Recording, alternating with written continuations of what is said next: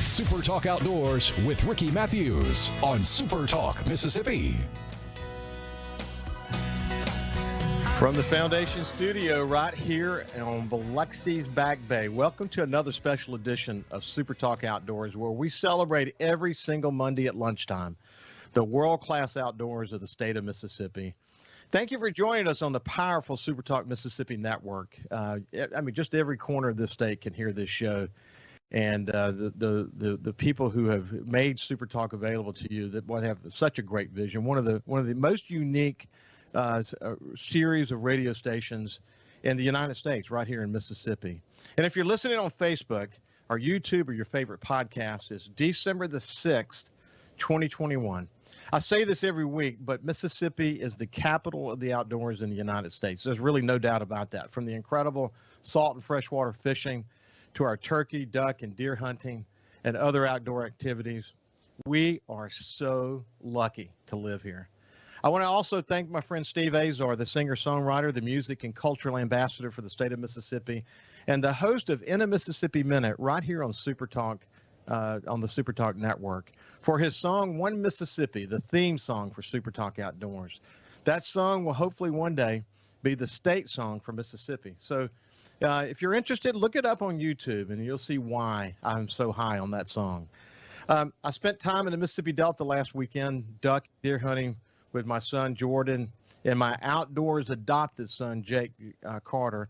You know, as I said before, Jake's father, Rick Carter, he loves the outdoors, but he does not hunt or fish. So years ago, Jake started joining us on our outdoor adventures and has, as I said, for many years done that. We love the Mississippi Delta, and we love, offshore fishing. But this time of year, it's all about the Delta. It's such a wonderful time of year to enjoy Mississippi's outdoors. Aldo Leopold once said this: there are some who can live without wild things, and there are some who cannot. My guests from week to week bring clarity to Mississippi's what I would say is an ancestral link to wild things. In conversation with people like Will Primos and Jimmy Primos and Brad Ferris, you see the powerful link between their love of the outdoors and their deep appreciation for those who came before them, who taught them to love hunting and fishing. They really taught them about life by taking them hunting and fishing. We heard the same thing from people like Toxie Hayes and Cuz Strickland of Mossy Oaks. All of my guests share a similar passion for those who came before them, who taught them to love and conserve the outdoors. It's powerful, and it's generational. We celebrate that every single Monday here on SuperTalk Outdoors. The guests we have the opportunity to spend time with each week. I've often called them Mississippi's outdoor ambassadors, not just within the state, but across America and really around the world. Today's guest checks all of those boxes in a big way. There's definitely something deeply nostalgic about Ramsey Russell. In addition to maintaining his deep appreciation for his roots in the Mississippi Delta, he's explored 6 continents in what has been described as an epic worldwide waterfowling odyssey. He understands probably as good as anyone alive how Mississippi's outdoors fits on the global outdoors stage. So join me in welcoming Ramsey Russell to SuperTalk Outdoors. How you doing, Ramsey? Man, I'm doing great. I'm glad to be here. Thank you. It's good to see you. So where are you right now? I am home. I am freshly home. I got home last night about 11 o'clock from Nevada. And and by the time this thing airs on December 6th, I'll be sitting in Connecticut. Good for you, man. We knew in terms of getting you scheduled that you are on the go all the time, aren't you? I try to be. Yeah, I think I can rest in the grave. That's what they say. Got an eternity to sleep.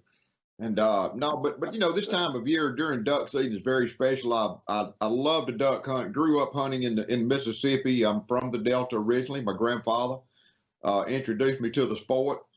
But golly, there's a big world out here, and it's just pulled me in. And I'll tell you, Ricky, at a level, it's more about hunting. It's more about connections with people in different places, and it's almost like a storytelling adventure. I can remember my grandmother gave me a National Geographic magazine subscription when I was in high school, and I used to pore over those pictures and look at them as a little boy. And now I feel like I'm walking through those pages, but with a shotgun and waders on. That's so. She also gave you an 1878 Colt Hammer shotgun. She did. She did. She sure did. When she came down, I was 15 years old, and she was rumbling around in her attic and brought that old shotgun down and handed it to me. And for a year, I was smart enough to go to a gun store and him say, "Son, don't ever shoot that gun. It's too old. It'll blow apart with these modern shells." But then technology evolved, and you could start to shoot that stuff, and it's like my ancestors began to speak to me every time I passed by and saw that gun. You see old shotguns hanging up in places like Cracker Barrel. I didn't want it to be a Cracker Barrel gun. There's a little green paint on the stock. I mean, was my ancestor painting a duck boat? Was he painting a barn? What was he doing? Painting a duck blind? I know the gun was used, and I've got a picture to marry it up with. I wish I'd thought to bring it and hold up for the video, but there was a drawing of that my great grandmother did of 3 men in a skiff shooting ducks, and it's a very simple drawing, but it's it tells a story. And when my mother gave me that, I thanked her, but she said, "Well, honey, look at whose name it was," and I looked, I didn't recognize the name. I do now. It was my great grandmother's maiden name, and you got to figure, well, back in the late 1800s, she would have depicted, her surroundings. A 16, 17-year-old little girl would have depicted and drawn what she was familiar with. So I knew my people duck hunted in the Mississippi Delta, and I wanted to shoot that gun, and it took a little doing that. It had Damascus barrels, and the bores were bad because it was a black powder era. And I worked with some local gunsmiths and talked to some different people, and they said, "Look, if you want to shoot this gun, we just need to bore it out and put some modern day sleeves in it, and it'll shoot as a 20 gauge." Well, now, okay, so we got it to where the barrels won't burst, but what about that old 150-year-old wood stock? With these old heavy loads you got to shoot. Remember that shooting waterfowl, you got to shoot, you can't shoot good old lead anymore now in America. You got to shoot the other stuff. So we reached out to ball shot shells, and they hand loaded us some 2 3/4 inch shells, very low impact. And I went up to Bobo Break with my buddy Jim Cruz, and he said, he got some great duck hunting up there at times. But he said, "Ramsey, it's a terrible season. It's warm. There's no ducks." He said, "In fact, I don't think I've shot a limit this year." I said, "Well, Jim, we just need one bird. If we can just shoot one duck, we'll be okay." And right off the bat, right there at legal shooting time, a mallard curled in, click, click. I pulled those hammers back and got him right over the decoys.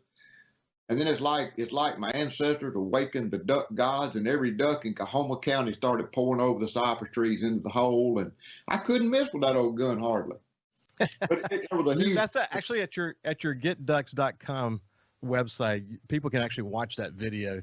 I thought it was I remember what I was thinking when I was watching it. You standing in that cypress break, and that guitar rip that sounded something like Robert Johnson blues playing, and you had this sense about you.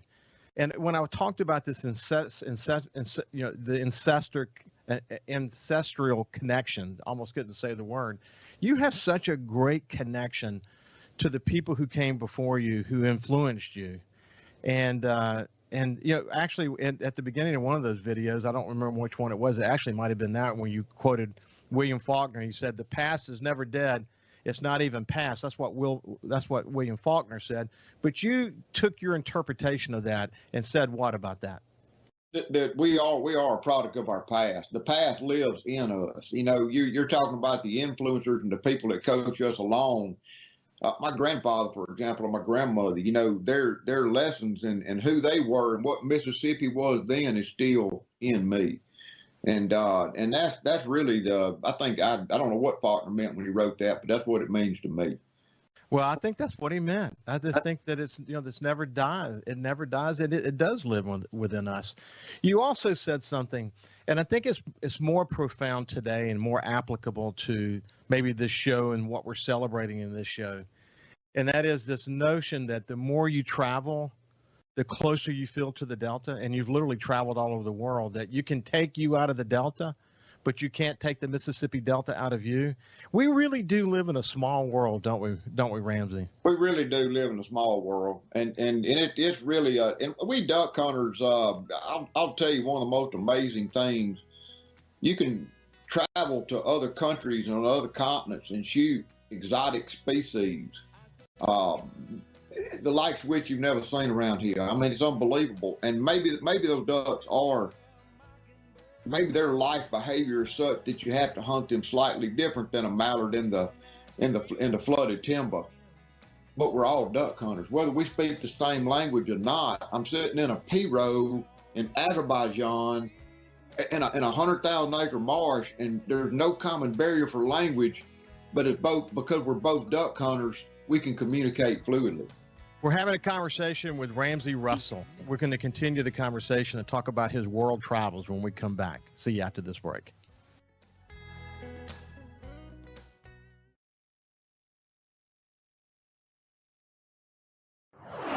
Leading the conversation on Mississippi's outdoors. It's Super Talk Outdoors with Ricky Mathews on Super Talk Mississippi.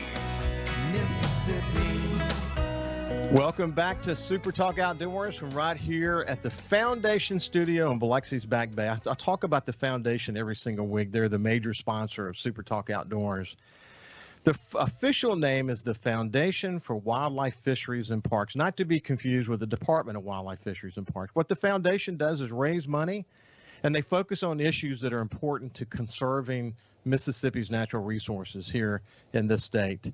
And they're a group of dedicated volunteers from all over the state, and they've raised millions of dollars to help fill gaps for all kinds of things, whether it's educating our kids or bringing kids out to enjoy the outdoors, or you name it, they've been involved in it.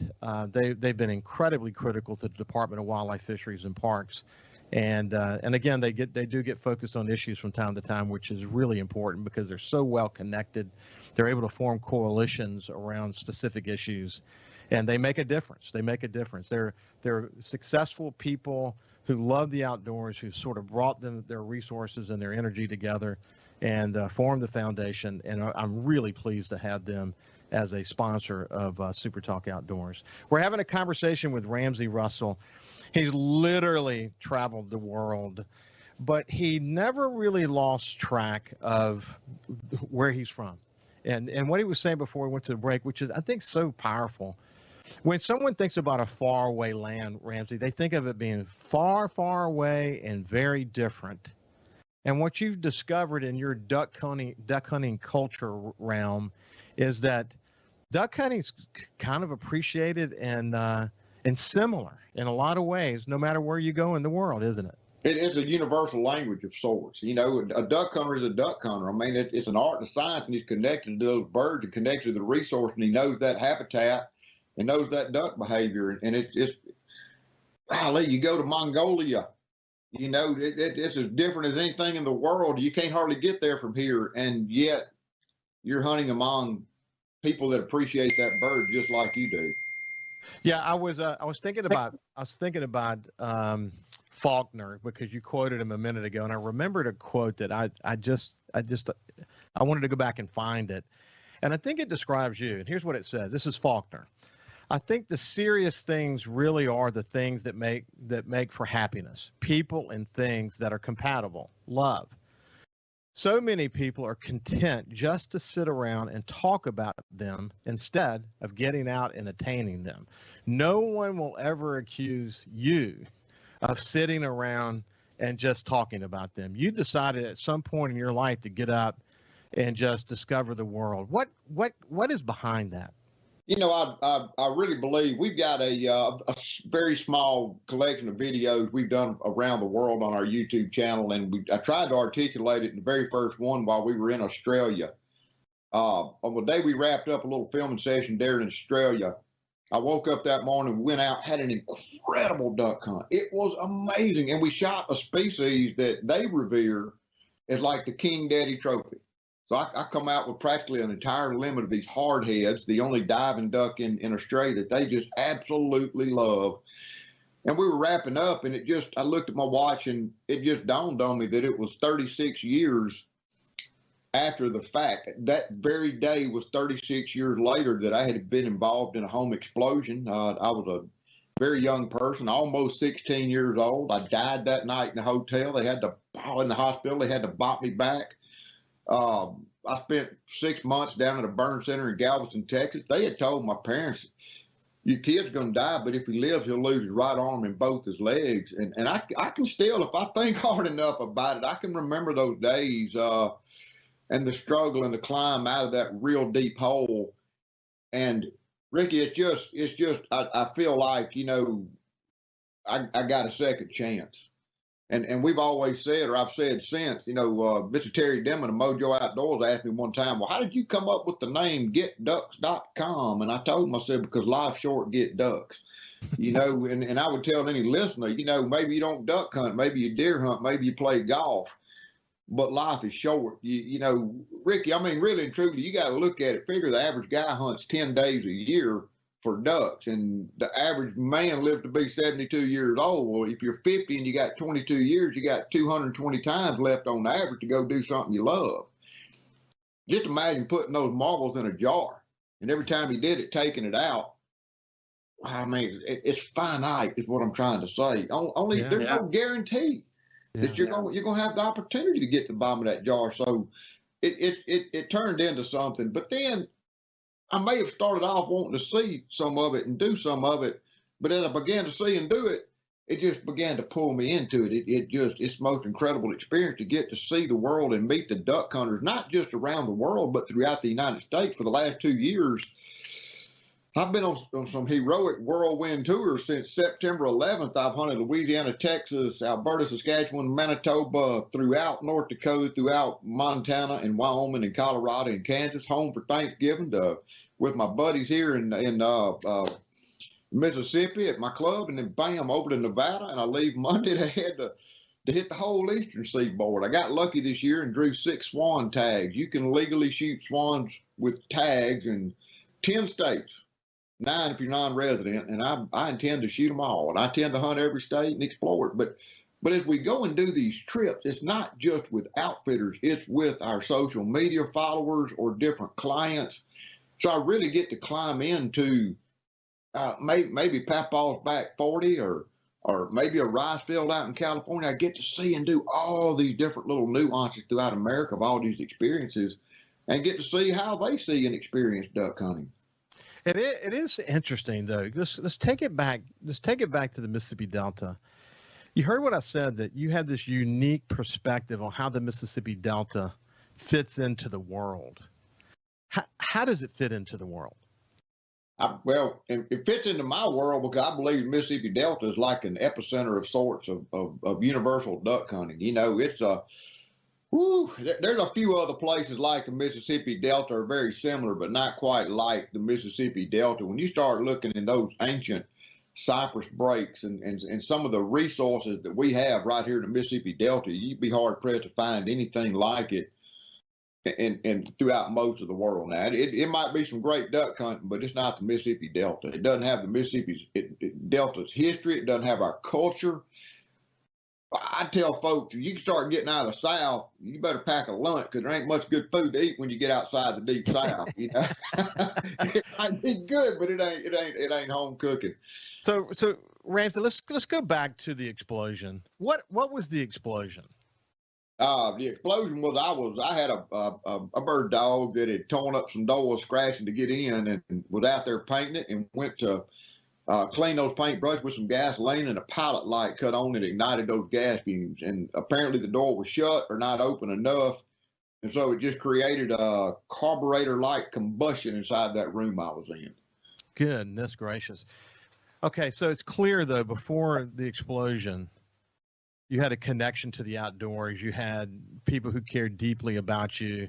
You had a desire to do things in your life. But it was the explosion. I mean, I'm sure that you see your life, and it's been written that you see your life as before the accident and after the accident. Absolutely that, yeah. When you come out of it, so you went into the accident with good values and a good sense of, wanting to be somebody. the accident happens. You have to fight your way through that. And I guess you decided somewhere along the way that you're going to leave no stone unturned.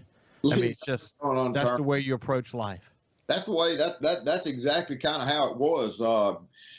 I tell you what started the big crazy, now when I was in school, we went down to Texas and did a little snow goose hunting, and it dawned on me that there was hunting outside of Mississippi. You know, that the world was a lot bigger than just my backyard. But part of my rehabilitation, self-rehabilitation, was I started riding a bicycle. And went to Mississippi State University, met a guy from New York. We're still close friends. And he had planned a cross from Maine to Washington State bicycle ride. And he and I, summer 1990, got on a couple of bicycles and rode across the country. And, you know, I'm still in touch with people. We would stop in the evenings and knock on the door and ask if we camp in the backyard. We broke college kids. We couldn't afford to stay in a hotel, let alone, you know, a nice hotel. And we ate just dry beans and ramen noodles the whole way across. We ended up raising $30,000 for the Mississippi Firefighters Memorial Burn Center that summer, it turns out. But it opened up this world of traveling. I met all these people, and my wife says, you know, honey, this is just a continuation, but with a shotgun, because you're still meeting all these people and coming into their lives and sharing their lives and becoming a part of it. And that's really kind of where the big travel bug hit, was after that big cross-country bike ride. So why don't we do this? We're coming to the end of this segment. When we come back, we're going to continue our conversation with Ramsey Russell.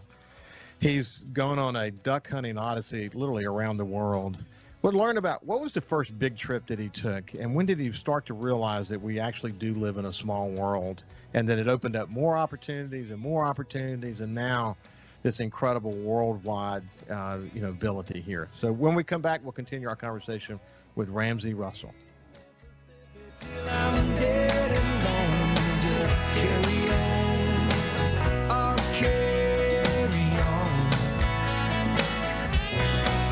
Mississippi.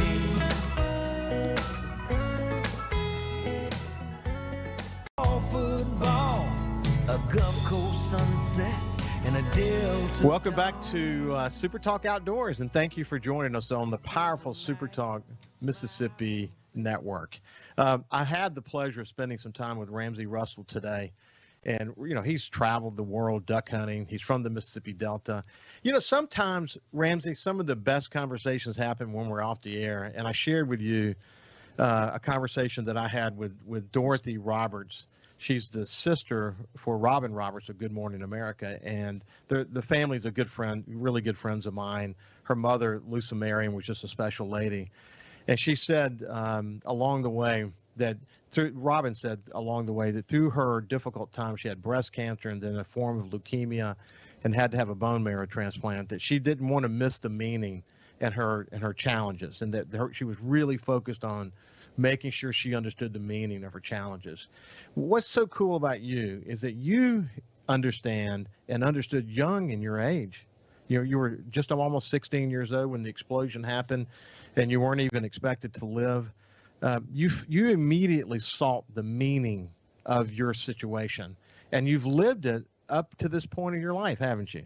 I have. I've tried to. You know, the late Keith Tonkel, Jackson, Mississippi, actually Clinton, he was a minister for a long time in a little church called Wells. He put me on the spot one time. I was a child. I was 19 years old. And, you know, public speaking doesn't come easy to a lot of people, let alone a 19-year-old kid. But he put me on the spot one time to get up and speak in front of his congregation. And on the fly, in the moment, came the realization as I was scrambling for something to say, looking at that audience, I realized that scars are part of the human condition. Everybody, it's just who we are as humans. We all go through trials and tribulations. You know, it might be conspicuous like mine on the outside, or it might be a scar across somebody's heart or soul that you never know the kind of weight they're carrying. But we all know that everybody's been through that. And what I realized in that moment behind that pulpit for all of 5 minutes was that really and truly scars do heal. Yeah. You know, and it's a reminder that you can get through things. And I've tried to persevere since then and just move on and create a life, a life worth living. And that, we all got to get out and make a living. We all got to get out and earn a check. But wow, we've got a very brief amount of time on this earth to have a life. And that's really what I value a lot, is just having a good life. And if I can help people get out of their little foxhole along the way, then that's good too. Well, when you think about it, what you bring to the table is an uncanny ability to develop relationships with people. You have empathy. You connect with people. You're into people business. You love duck hunting and the culture around duck hunting. It would seem to me that your scars, since they're noticeable, your scars create the opportunity for you to say what you just said to me to people who may need you to hear what you have to say about that. They're as you pointed out, their scar may not be noticeable, but hell, everybody's got challenges in life, don't they? Yeah, we all do. It's a part of the human condition. We all carry some form of scar. It just, to get to the finish line in this mean old world, you're going to have some scars, whether you want them or not. Yeah. Hey, one other thing. When you're in we're going to talk about your first big trip, but I just wanted to say this. You said you keep referring to the issues around the clock and how time is short, and boy, is it short. I mean, time flies so rapidly. And I would say the way to make time sort of stop is to get in a duck blind or go wade out into a cypress bottom and just enjoy that moment. That's as close as you can get to the clock kind of stopping as you can get, isn't it? Well, that's a good way. I never thought about it that way, but you're right. The duck blind is a rare place, and I never really appreciated that as much as I did when my sons were in high school, fixing to leave the home and go to college and begin building their own lives. And they're just things you need to talk about, conversations you need to have. But have you ever tried having a conversation with a kid sitting there playing on his phone? But that doesn't happen in a duck blind. In a duck blind, in between the volleys, that's where real life happens. Mm-hmm. So you've got those talks, and it's just guys, like being, I guess, alone. I'm not Catholic, but I imagine it being kind of in a confessional booth of sorts. When you're sitting there on the stand with your kids, you get to have those real conversations. I am Catholic, and it is like that. And what I've often said, like, for example, you can, if you go do a backwater trip fishing, it's going to be a short trip. But if you go offshore, you're going to be in the boat all day long, all day long. Can't get out unless you decide you want to swim home. So the opportunity to be in the boat with my two sons over all of these years, so we can talk about life and the good and the bad and the ugly, it makes a huge difference. And it really does strengthen your relationship with your kids. That is for sure. Hey, listen, when did you take that first big trip? What was it? And when did you start to realize the world's actually pretty small? Well, right after college, I started work with the federal government, and a buddy of mine, Mr. Ian Munn, who 30 years later, we're still duck hunting together. He was a professor of mine at Mississippi State University. I talked him into going to Canada, and it was an unmitigated disaster of a hunt. It began an hour after daylight on the first day with an inebriated Native American picking us up to go hunting. He was so drunk he couldn't stand up straight without leaning on his truck. And it ended just about where it started. But I just realized, we did have a couple of good hunts. We had some memorable hunts that week that we made happen ourselves. But then I began to go out and look around and go to other places. That one bad hunt is what ultimately projected me down the path of this business called GetDucks.com. This one bad hunt in Canada. And as we began to go down the path from Canada to Argentina to Mexico, the world just kept getting bigger and bigger.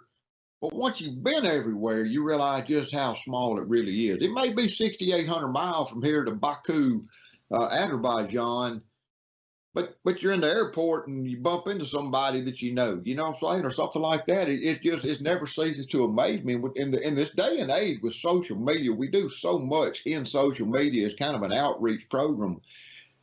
It's almost like one world now. No matter where in the world you're standing, countless of the times I've been sitting thousands of miles from home, and it's 3 o'clock in the morning, but 9 o'clock Mississippi time, and answer the phone, and we talk about duck hunting. We talk about a trip coming up or something like that.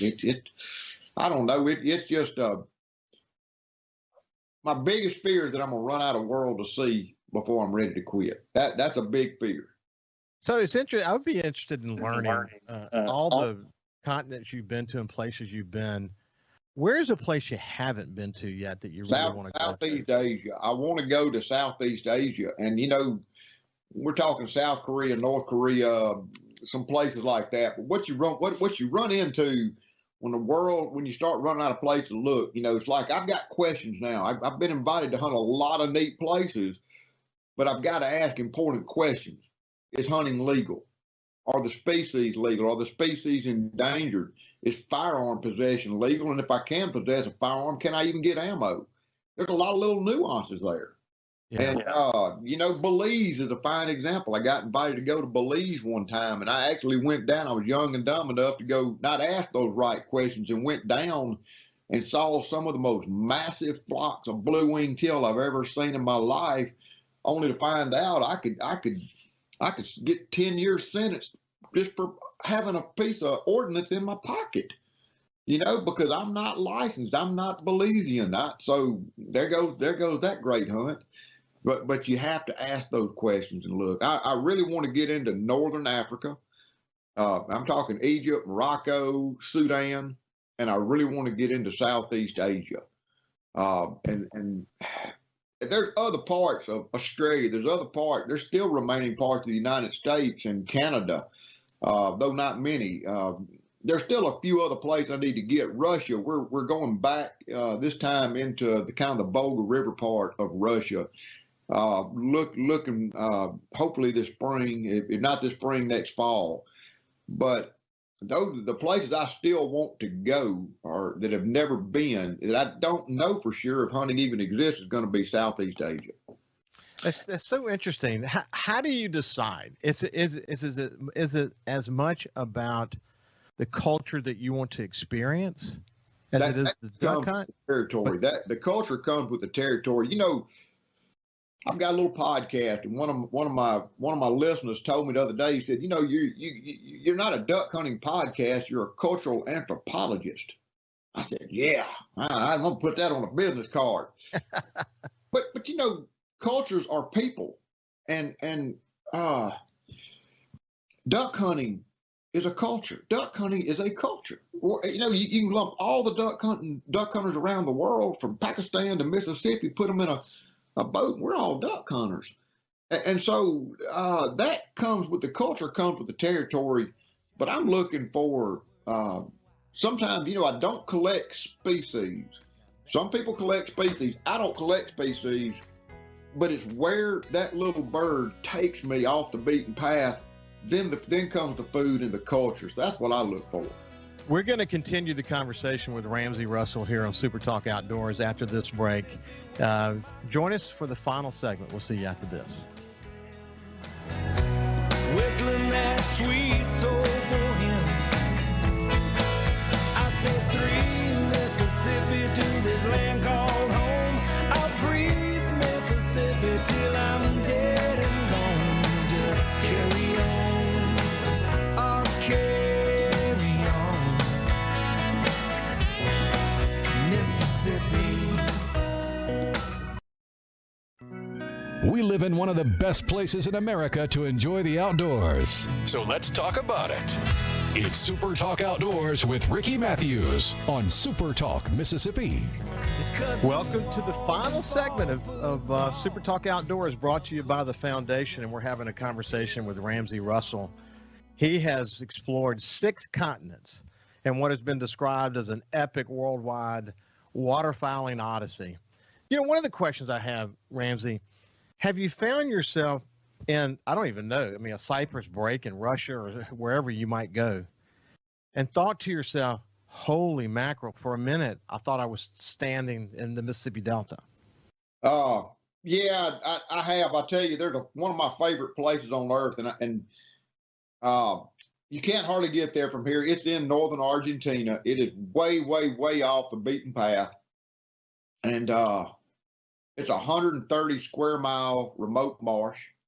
For the last 10 years, I've said, when I die, I want my ashes scattered here. I love this place. But it's almost not a place in terms of geography. It's a place in terms of time. It's like setting back to the mid to late 1800s. To me, it is. And it's kind of how I imagine, even though it's open marsh, it's how I imagine the Deep South looking back when that picture of those 3 men in the boat shooting that old double barrel shotgun my grandmother gave me. Yeah. It's a sense of place and time right there that really hits home. In terms of people and culture and history and warmth, I think Mississippi is singular unto itself.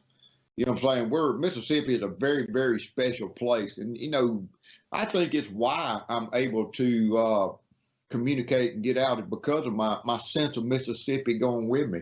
Who doesn't like Mississippi, or what we stand for, who we are as people? Yeah, I say it all the time on my show, Coast View, and I've said it from time to time here on SuperTalk Outdoors, that what defines Mississippians, first of all, we live in a politically divided world these days, and the one place where we can be one Mississippi, really be together, forget about our politics, just be together, is when we're in the outdoors together. That is truer than anything I can say. But, we've had so many challenges over so many years, economic challenges of the Delta, hurricanes on the coast, oil spills, pandemics.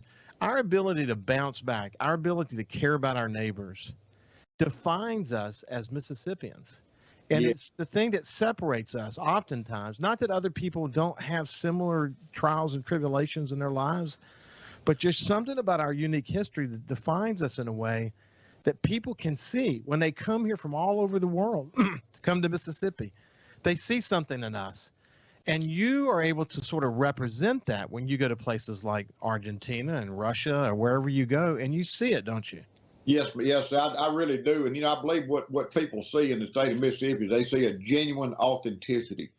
And there's nothing more authentic than a scar. You see what I'm saying? It's very, very parallel in that right there. I believe we Mississippians are very genuine and very authentic, and I think that's where our sense of hospitality comes from.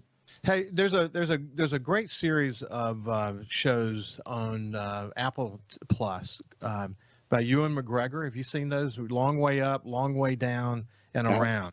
3 different ones. And Ewan McGregor from Star Wars and his friend, they went on journeys from the tip of South America to L.A., and they went around the world on motorcycles, and they stopped along the way.